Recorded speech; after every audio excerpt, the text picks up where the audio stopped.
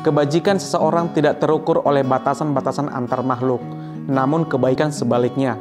Kebaikan masih terbatas oleh pengenalan antar seseorang dengan orang lain. Kebajikan adalah landasan agama, filsafat, budaya, dan bangsa.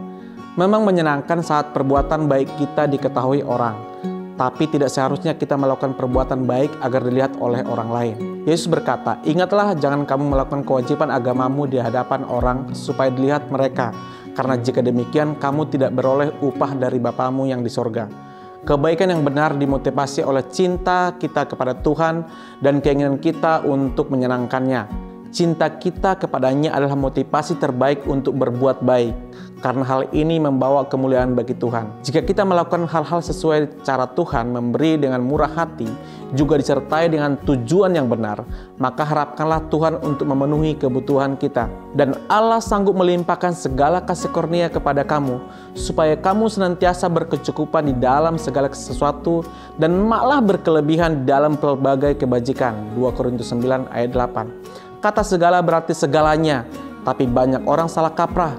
Tuhan berkata dalam ayat ini bahwa Ia akan memenuhi segala kebutuhan dalam hidup kita jika kita mau mempercayakannya kepadanya. Seberapa ingin kita menginginkan berkat Tuhan dalam hidup kita? Maukah kita mempercayakan segala hal kepadanya dan memilih untuk mengikuti perintahnya?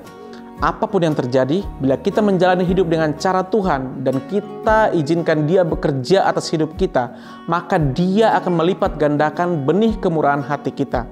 Kita perlu menantikan Tuhan melipat gandakan benih kita. Ketika kita memberi apa yang telah Tuhan anugerahkan kepada kita, maka Dia akan menggantikannya dengan lebih banyak lagi.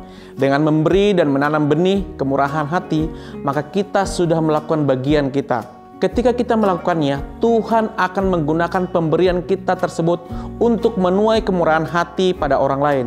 Mereka akan melihat bahwa kita percaya kepada Tuhan dalam segala hal dan mereka akan diberkati. Berkat tersebut akan menuai panen yang dapat Allah lipat gandakan untuk kerajaannya dengan cara yang tidak akan pernah bisa kita bayangkan.